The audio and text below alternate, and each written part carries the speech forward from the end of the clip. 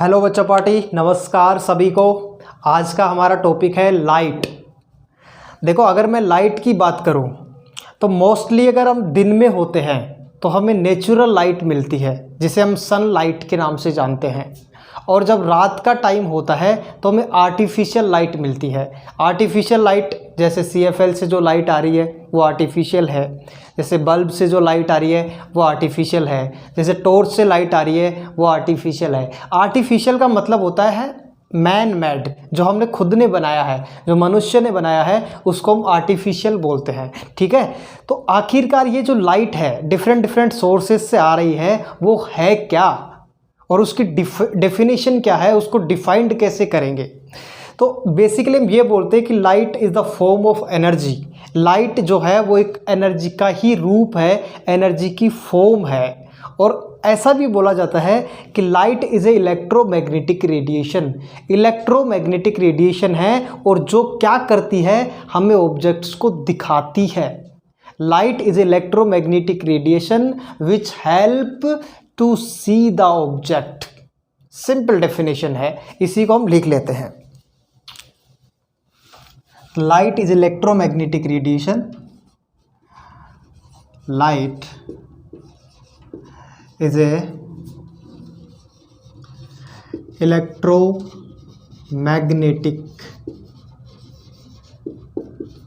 Radiation. Electromagnetic radiation which help us to see the object। और second definition हम इस type से दे सकते हैं कि light is a form of energy. Light is a form of energy. Light क्या है? एनर्जी की एक फॉर्म है। और एनर्जी जब भी मैं पढ़ाता हूँ तो एनर्जी के बारे में मैं बोलता हूँ कि ना ये आबाद होती है, ना ये आबाद होती है, ना ये बर्बाद होती है। ना ये आबाद होती है, ना ये बर्बाद होती है, बदलकर सूरतें अपनी खुद ही इजाद होती है। क्या है बताओ, किसकी बात कर रहा हूँ मैं? ना ये आबाद होती है, ना ये बर्बाद होती है, बदलकर सूरतें अपनी खुद ही इजाद होती है। मैं बात कर रहा हूँ एनर्जी की। Energy can not be created nor destroyed. Energy को हम पैदा नहीं कर सकते और एनर्जी को हम डिस्ट्रॉय भी नहीं कर सकते। तो सर क्या कर सकते हैं? एनर्जी को एक फॉर्म से दूसरे फॉर्म में कन्वर्ट कर सकते हैं, और उसी एनर्जी का एक फॉर्म है लाइट। लाइट है क्या? इलेक्ट्रोमैग्नेटिक रेडिएशन है। इलेक्ट्रोमैग्नेटिक रेडिएशन का मतलब है इलेक्ट्रोमैग्नेटिक वेव्स से। इलेक्ट्रोमैग्नेटिक वेव्स वे वेव होती हैं जिन्हें किसी मीडियम की रिक्वायरमेंट नहीं होती है। और ये तो हम अच्छे से जानते हैं कि सन और अर्थ के बीच में कुछ जगह ऐसी आती है जहाँ पे मीडियम नहीं है, फ्री स्पेस है, पर लाइट तो आती है ना वहाँ से। इसका मतलब ये है कि लाइट एक इलेक्ट्रोमैग्नेटिक वेव्स है। तो अगर सोर्स की मैं बात करूँ कि लाइट के कौन कौन से सोर्स हो सकते हैं, तो नेचुरल सोर्स तो सन है, जो सूर्य देवता हमारे पास है, सबसे बड़ा सोर्स लाइट का। तो हम सोर्स ऑफ लाइट की बात कर लेते हैं। Source of light. अच्छा, सबसे पहले किसकी बात करेंगे? सन की। अच्छा, बल्ब से भी तो लाइट आ सकती है ना। बल्ब हो सकता है, CFL हो सकती है, टॉर्च हो सकती है। ये सारे के सारे लाइट के सोर्स हैं, यहाँ से हमें लाइट मिलती है। सर एक बात बताओ हमें कि सन की अगर मैं बात करूँ, किसकी बात करता हूँ? सन की, सूर्य देवता। अगर मैं सन की बात करूँ तो यहाँ पे सन है और यहाँ पे अर्थ है। ये कौन है? अर्थ है। और इस अर्थ पे यहाँ पे एटमॉस्फेयर है, और इस एटमॉस्फेयर में बहुत सारी गैसेस हैं। क्या है रे? गैसेस। जिसमें सबसे ज़्यादा क्वांटिटी होती है किसकी, नाइट्रोजन की, विच इज़ 78%। देन आता है ऑक्सीजन, ऑक्सीजन मतलब O2 21%। उसके बाद में आता है कार्बन डाइऑक्साइड, इसकी वैल्यू होती है 0.03%। तो ये भी याद रख सकते हैं आप। उसके बाद में अगर मैं बात करूं कि यहाँ पे क्या है सर, यहाँ पे तो कोई एटमॉस्फेयर है ही नहीं, इसका मतलब यहाँ पे फ्री स्पेस है, और इसी फ्री स्पेस को पूरी दुनिया वैक्यूम के नाम से जानती है। और जब वैक्यूम के नाम से पूरी दुनिया जानती है तो तुम नहीं जानोगे क्या, तुम्हें भी जानना पड़ेगा बेटा। तो यहाँ पे क्या है, वैक्यूम है, यहाँ पे क्या है, वैक्यूम। अच्छा सर ये वैक्यूम क्या होता है, अभी तो बताया, वैक्यूम होता है फ्री स्पेस जहाँ पे मीडियम नहीं होता है, मीडियम नहीं होता है फिर भी लाइट चलकर आती है। और कहाँ पर आती है, अर्थ पर आती है। सर एक बात बताना कि अर्थ और सन के बीच की डिस्टेंस कितनी है, अर्थ और सन के बीच की डिस्टेंस कितनी है, distance between earth and sun, earth and sun, ये अप्रोक्सीमेट बता रहा हूँ मैं आपको, ये अप्रोक्सीमेट होती है 15 करोड़ किलोमीटर। कितनी होती है बेटा, 15 करोड़ किलोमीटर। इन दोनों के बीच की जो डिस्टेंस है ना वो है 15 करोड़ किलोमीटर। तो सर एक बात बताओ, यहाँ से सन से लाइट आएगी और लाइट आएगी तो अर्थ तक आएगी तो कुछ तो टाइम लगेगा भाई, अर्थ तक आएगी लाइट सन से चलकर, तो सन से लाइट अर्थ तक आएगी तो कुछ टाइम नहीं लेगी क्या, कितना टाइम लेगी सर, उसी टाइम को बताओ सर हमें। तो ध्यान से सुनना, सन से अर्थ तक लाइट आने में 8 मिनट 30 सेकंड का समय लगता है। 30 सेकंड का क्या लगता है, समय लगता है। सर एक बात बताओ, इसके बीच की जो दूरी है, जो डिस्टेंस है वो है 15 करोड़ किलोमीटर, ठीक है सर। और यहाँ से यहाँ तक आने में लाइट जो है वो टाइम लेती है 8 minute 30 second. Sir 15 kilometre 15 crore kilometre distance को 8 मिनट में ट्रेवल कर लेती है। कितनी तेज चलती है भाई लाइट। इसका मतलब ये हुआ कि लाइट की जो स्पीड है ना भाई साहब बहुत खतरनाक है, और वो होती है वैक्यूम में सबसे ज़्यादा। Maximum speed of light in vacuum which is 3 × 10⁸ metre per second है। बेटा एक बात बताना, क्या 3 × 10⁸ को ऐसे लिख सकता हूँ 1 2 3 4 5 6 7 और 8, और क्या इन 3 0 को मैं, मीटर था ना यहाँ पे, तो क्या मैं अब किलोमीटर बोल दूँ क्या, और 1 2 3 4 5 0 किसी भी डिजिट के आगे 5 0 5 0 अगर है, इसका मतलब क्या है, इसका मतलब वो 1 लाख वैल्यू उसकी 1 लाख के इक्वल है। तो 3 के आगे कितने जीरो है, 5, इसका मतलब 3 लाख है। तो 3 लाख सर बहुत ज़्यादा बात कर रहे हो sir, 3 lakh kilometre per second है। इसका मतलब समझ में आया, speed of light in vacuum 3 × 10⁸ metre per second, या 3 लाख किलोमीटर पर सेकेंड की स्पीड होती है। 1 सेकेंड में लाइट 3 लाख किलोमीटर की डिस्टेंस ट्रेवल करती है। अर्थ और सन के बीच की डिस्टेंस 15 करोड़ किलोमीटर है, और सन से अर्थ तक लाइट आने में टाइम जो लगता है 8 मिनट 30 सेकेंड का टाइम लगता है। यहाँ तक याद हो गया होगा क्या पढ़ा अभी हमने। लाइट एक इलेक्ट्रोमैग्नेटिक रेडिएशन है जिसे किसी मीडियम की रिक्वायरमेंट नहीं होती है। दूसरे आगे हमने लिखा है कि which help to see the object, इसी पे हम चर्चा करेंगे। भाई ये क्या लिखा हुआ है, क्या लिख दिया तुमने ये, अरे हमें समझ नहीं आ रहा ये क्या लिख दिया तुमने। It help to see the object, कैसे ऑब्जेक्ट दिखता है सर, हमें कुछ बताओ ना सर, प्लीज़ बता दो सर।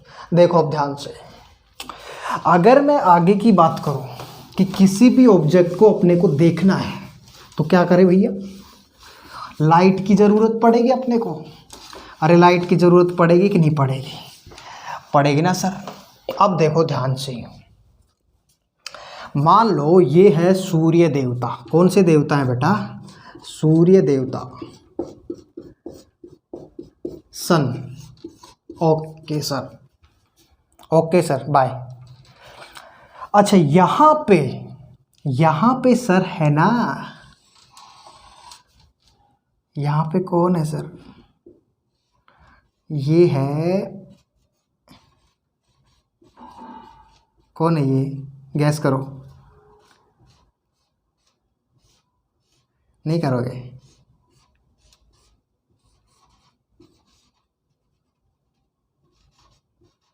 ये सुंदर कन्या है। कौन सी कन्या है? सुंदर कन्या। ठीक है भाई, हमें इसको देखना है। बालिका है, बालिका, बालिका, बालिका। ठीक है, और यहाँ पे कौन है? बालक है। बालक की आँख ही बनाऊंगा मैं, पूरे बालक को नहीं बनाऊंगा, क्योंकि बालक शरारती होता है ना। बालक, ये बालक है। अच्छा, इस बालक को क्या करना है? इस बालक को, इस बालिका को देखना है। अरे सर देखो, यहाँ से लाइट गिरेगी, टकरा करके कहाँ पे आएगी बेटा? आँखों में। यहाँ से लाइट गिरेगी, टकरा करके कहाँ पे आएगी बेटा? आँखों में। यहाँ पे क्या हो रहा है? लाइट का बाउंस बैक हो रहा है। लाइट का क्या हो रहा है? Bounce back. देखो यहाँ पे रिफ्लेक्शन हो रहा है लाइट का। क्या हो रहा है? रिफ्लेक्शन, रिफ्लेक्शन हो रहा है। रिफ्लेक्शन का क्या मतलब होता है? देखो आप क्रिकेट सब लोग खेलते, क्रिकेट खेलते, क्रिकेट क्या ऐसे ऐसे ऐसे, और यहाँ पे बनाओ ऐसे, ये ग्राउंड बना दिया हमने क्रिकेट का। ठीक है, अब यहाँ पे बैट्समैन है भैया, और क्या कर रखा है? बैट्समैन क्या कर रखा है? ओ भाई क्या कर रहे हो सर? अच्छा, बैट पकड़ रखा है, और यहाँ पे बॉलर है, और बॉलर क्या करता है? बॉल फेंकता है। यहाँ बॉल आती है और गिर के फिर यहाँ पे जाती है। तो सर क्या समझ में आ रहा है? यही है रिफ्लेक्शन ऑफ लाइट, यही तो है रिफ्लेक्शन ऑफ लाइट। आप एक हाथ में बॉल लीजिए, उसको दीवार से मारिए, और दीवार से टकरा करके बॉल क्या होगी? वापस आएगी। इसे ही कहते हैं रिफ्लेक्शन ऑफ लाइट। लेकिन ये कहानी किसके साथ होती है? ये कहानी होती है लाइट के साथ, बॉल के साथ नहीं होती। जब ऐसा लाइट के साथ होता है तो उसे हम बोलते हैं रिफ्लेक्शन ऑफ लाइट। यहाँ से जो लाइट है वो गिरी और टकरा करके बाउंस बैक हुई और इसकी आंखों में गई, और इस बच्चे ने, इस बालक ने इस बालिका को देखा। तो अगर मुझे इस बालिका को देखना है तो इससे रिफ्लेक्शन होना चाहिए लाइट का, और हमारी आंखों तक लाइट आनी चाहिए। अगर मुझे इस मार्कर को देखना है तो इस मार्कर से रिफ्लेक्शन होगा लाइट का, और कहाँ आएगी? आंखों तक आएगी। अगर मेरे को देखना है तो मैं खड़ा हो जाऊंगा यहाँ पे, अब लाइट मेरे से आएगी और मेरे से टकराएगी और आपको आंखों में जाएगी, और आप मुझे देख पाएंगे। क्या बात समझ में आ गई? क्या किसी भी ऑब्जेक्ट को देखने के लिए हमें रिफ्लेक्शन की रिक्वायरमेंट होती है, और जो लाइट है हमारे पास, उसके रिफ्लेक्शन की वजह से ही हमें ऑब्जेक्ट दिखाई देते हैं। समझ में आ गई कहानी? समझ में आ गई कहानी? आगे हम बात करते हैं कि ठीक है सर, कोई भी ऑब्जेक्ट हमें कैसे दिखता है, वो तो हमें समझ में आ गया। एक बात बताओ तो, अब हम क्या करेंगे? अब लाइट के साथ हम कलाकारी करेंगे। क्या करेंगे बेटा? कलाकारी करेंगे लाइट के साथ। सर लाइट को तो छोड़ दो, लाइट के साथ भी कौन कलाकारी करता है भैया? अच्छा, ये है बेटा प्रिज्म। क्या है ये? प्रिज्म है। सर प्रिज्म क्या होता है? ये होता है प्रिज्म। प्रिज्म भी कांच का बना होता है, और ट्राइंगल की शेप में ऐसे प्रिज्म होता है। देखा नहीं कभी? अच्छा, प्रिज्म में क्या हुआ? यहाँ से हमने वाइट लाइट ट्रेवल करवाई। कौन सी लाइट है ये? White light. Sir white light कहाँ होती है? अरे सन से जो लाइट आ रही है ना, उसे वाइट लाइट बोलते हैं। अच्छा, यहाँ से वाइट लाइट आई तो हमने क्या देखा मालूम है? ये जो वाइट लाइट है वो सीधी नहीं गई भैया, ये 7 कलर्स में डिवाइड हो गई। 1 2 3 4 5 6 7। अच्छा सर ऐसे होता है?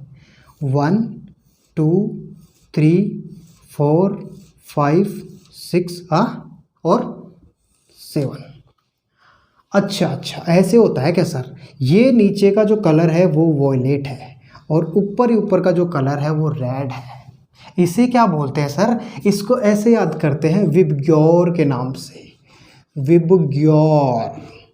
बोलो रे सब लोग, VIB विबग्योर, GYOR, विबग्योर के नाम से इसको याद करते हैं। वी का मतलब क्या होता है? Violet, I for indigo, B blue, G green, yellow, orange, red. एक बार और, violet, indigo, blue, green, yellow, orange, red. एक बार और ताकि याद हो जाए। Violet, indigo, blue, green, yellow, orange, red. याद हो गया क्या? इसका मतलब हमें ये समझ आ रहा है कि वाइट लाइट को जब हम प्रिज्म से ट्रेवल करवाते हैं, प्रिज्म से गुजारते हैं, प्रिज्म से पास कराते हैं, तो वह 7 कलर्स में डिवाइड हो जाती है। इससे हमें एक चीज़ और समझ में आती है कि सर जो लाइट है ना, वो 7 कलर्स से मिलके बनी हुई है। भाई लाइट 7 कलर से मिलके बनी है, तभी तो लाइट से 7 कलर निकले। तो लाइट कितने कलर से मिलके बनी हुई है? 7 कलर से। और यहाँ से हमें एक चीज़ और समझ में आती है कि कोई भी ऑब्जेक्ट हमें लाइट से ही दिखता है, तो क्या कलर्स भी हमें लाइट से ही दिखते होंगे क्या? इसका मतलब ये हुआ कि लाइट जो है वो 7 कलर से बनी है, तो इसका मतलब ये भी हुआ कि दुनिया में 7 ही कलर होते हैं। बाकी जितने भी कलर हैं वो एक दूसरे को मिक्स करके बनाए जाते हैं। अच्छा सर, ऐसी बात है क्या? तो थोड़ा सा इसको मैं और एक्सप्लेन करता हूँ। अब देखना ध्यान से। मान लो मेरे पास कोई बॉडी है और वो ब्लैक कलर की है। कैसी है? ब्लैक। अच्छा सर, कोई बॉडी ब्लैक कलर की है तो उससे क्या एक्सप्लेन कर सकते हैं आप? ध्यान से सुनना। जब कोई ऑब्जेक्ट, एक बार और बोल रहा हूं, जब कोई ऑब्जेक्ट लाइट के सभी कलर्स को एब्जॉर्ब कर लेता है, सभी कितने कलर्स हैं? 7 कलर्स हैं। 7 कलर्स को एब्जॉर्ब कर लेता है तो वह बॉडी हमें ब्लैक दिखती है।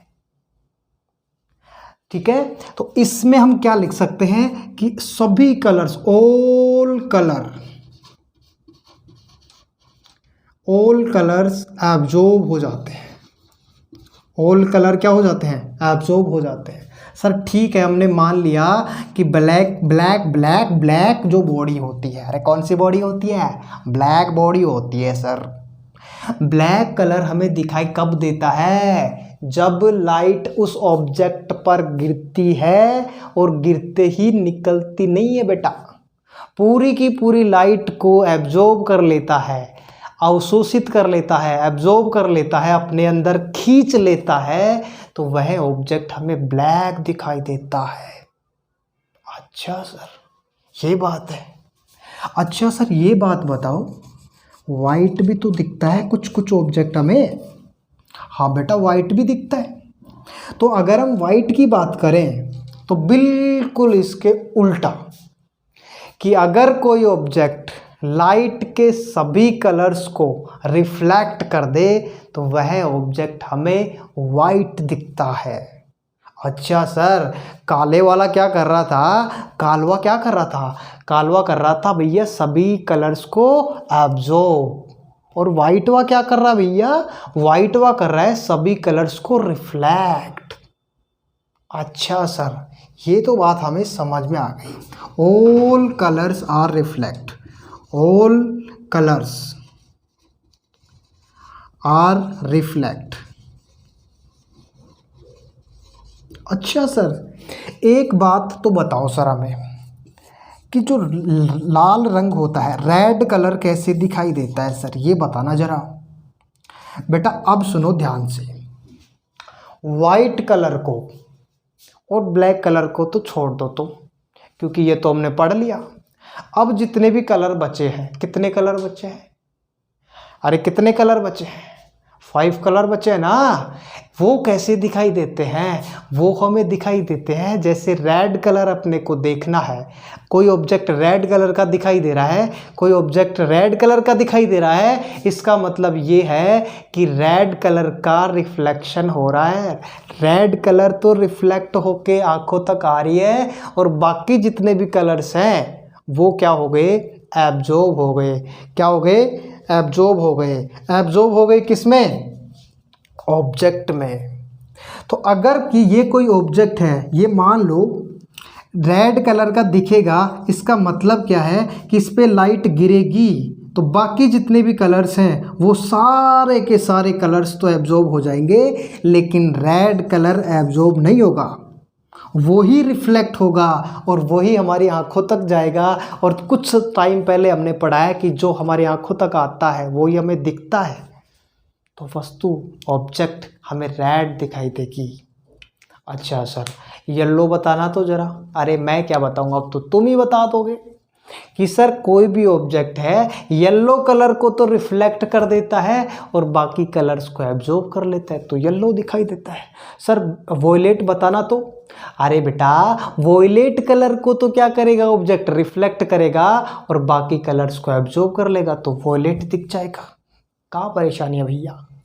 आगे बात करते हैं। लेकिन जब हमने कांच को देखा तो हद पार हो गई भैया। कांच के अंदर तो लाइट आर पार चली जाती है, और जब किसी मीडियम से, जब किसी ऑब्जेक्ट से लाइट आर पार चली जाती है उसे बोलते हैं ट्रांसपेरेंट मीडियम। कौन सा पेरेंट? Transparent medium. कौन सा पेरेंट? ट्रांसपेरेंट। Transparent medium. अच्छा सर ये ट्रांसपेरेंट मीडियम होते हैं, इनमें ग्लास है, ग्लास है, वाटर है, प्लास्टिक है, ये सारे के सारे किसके एग्जाम्पल हैं? ट्रांसपेरेंट मीडियम के एग्जाम्पल हैं, क्योंकि इन सभी से लाइट क्या करती है? आर पार चली जाती है, आर पार गुजर जाती है। ट्रांसपेरेंट मीडियम है ये। बात समझ में आ गई? या तो कोई ऑब्जेक्ट कैसा होगा? ट्रांसपेरेंट होगा, या फिर उसका कुछ कलर्स होंगे, ऐसा ही तो होगा। कलर्स कैसे दिखाई देते हैं हमने एक्सप्लेन किया अभी। ट्रांसपेरेंट क्या होता है? जिसमें लाइट आर पार चली जाती है, गो थ्रू हो जाती है लाइट, बिल्कुल ठीक है। तो यहाँ तक आपको समझ में आ गया होगा, मैं उम्मीद करता हूँ। अब इसके हम एग्जाम्पल देखते हैं। क्या जो हमने पढ़ा है उसका कोई रियल लाइफ में एग्जाम्पल है? क्या उसका कोई रियल लाइफ में कोई यूज है, या फिर वैसे ही पका रहे हो हमको तुम? नहीं बेटा नहीं, हम रियल लाइफ में एग्जाम्पल भी बताएंगे, ठीक है। तो सबसे पहले बात करते हैं हम कि मान लो एक चौराया है। चौराया जानते हो? जहाँ पे चार रास्ते आके मिलते हैं उसको बोलते हैं चौराहा। अच्छा सर यहाँ से लाइट नहीं आ रही बेटा, रास्ता ये, यहाँ पे भी क्या है? रास्ता है, यहाँ पे भी रास्ता है और इधर भी रास्ता है। जहाँ पे चार रास्ते आके मिलते हैं उसे बोलते हैं चौराहा। पता होगा सबको। मान लो यहाँ पे किसी इंजीनियर ने वाइट मूर्ति लगा रखी है सुभाष चंद्र बोस की। सुभाष चंद्र बोस को जानते हो सब लोग? उसकी मूर्ति लगाई गई है, उनकी मूर्ति यहाँ पे लगाई गई है। और ये जो मूर्ति लगाई गई है ना बेटा, ये हमने क्या किया? सफ़ेद कलर की लगा दी। इंजीनियर ने क्या किया भाई? मूर्ति सफ़ेद कलर की लगा दी। और यहाँ से क्या हो रही थी? इधर से गाड़ियाँ आएंगी।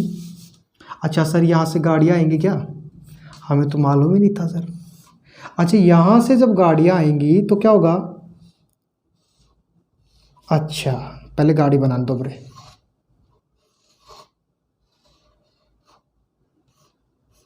ये लो गाड़ी तैयार है। अच्छा सर गाड़ी आ गई यहाँ से, ये ड्राइवर तो बैठे ही नहीं है, ये ड्राइवर बैठ गया, ठीक है सर। इधर से भी गाड़ी आ रही है क्योंकि भाई चौराहा है, चारों तरफ से गाड़ियाँ आती हैं यहाँ पे, तो इधर भी एक गाड़ी बना लो।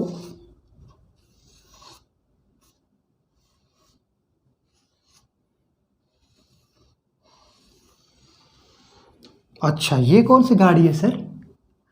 भाई हमको भी नहीं पता ये कौन सी गाड़ी है। अच्छा यहाँ पे भी ड्राइवर तो बैठाएंगे सर हम। ड्राइवर बैठे, ये चला रहा है। यहाँ से गाड़ी जा रही है। अच्छा हेडलाइट भी तो लगाओ, ये हेडलाइट है। क्या है बेटा? हेडलाइट। इसकी भी यहाँ पे हेडलाइट है। रात का टाइम है भाई साहब।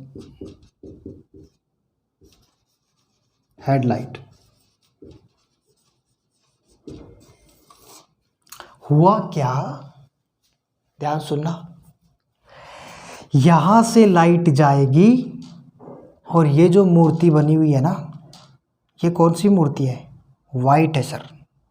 और वाइट जो कलर है उसकी एक प्रॉपर्टी होती है कि जितनी भी लाइट उस पर गिरती है पूरी लाइट को रिफ्लेक्ट कर देता है। अभी तो बताया, जब पूरी लाइट रिफ्लेक्ट हो जाएगी तो वापस रिफ्लेक्ट होकर ड्राइवर की आंखों में नहीं आएगी लाइट। अरे सर हाँ, और सेम कहानी इसके साथ भी होगी। और इधर भी तो कुछ गाड़ी आ रही होगी, इधर भी कुछ कार आ रही होगी, बस आ रहा होगा, ट्रक आ रही होगी, कुछ आ रही होगी, और यहाँ से भी गाड़ियाँ आ रही होंगी। तो पूरी की पूरी गाड़ियाँ भाई साहब सुभाष चंद्र बोस की हालत ख़राब कर देंगी। नहीं करें तो क्या करें? हम यहाँ पे जो मूर्ति लगाते हैं वो सफ़ेद मूर्ति नहीं लगाएंगे, तो मूर्ति कैसी लगाएंगे? मूर्ति लगाएंगे काली मूर्ति। अच्छा, इससे क्या फ़ायदा होगा? ब्लैक। अच्छा, यहाँ पे पहले क्या थी? वाइट थी। वाइट ना यूज करके हम क्या करेंगे?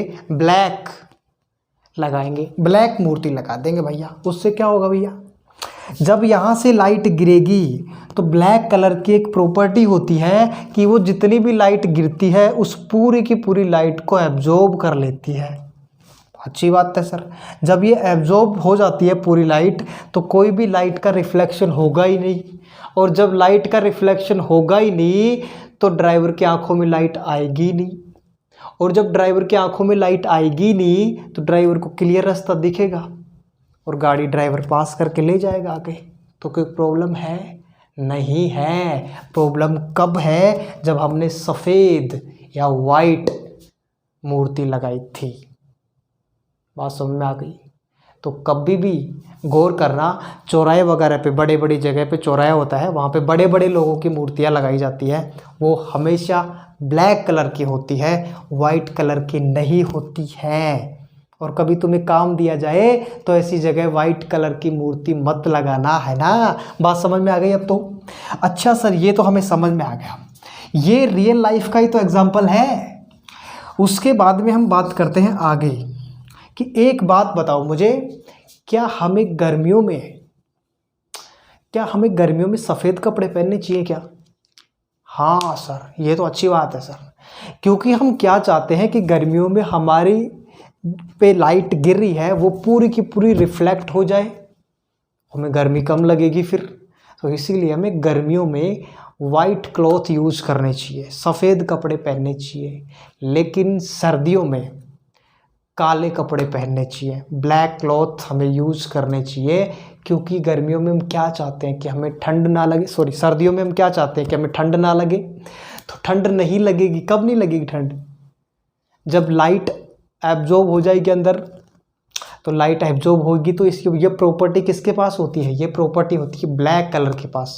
तो हम सर्दियों में काले कपड़े पहनेंगे और गर्मियों में सफ़ेद कपड़े पहनेंगे।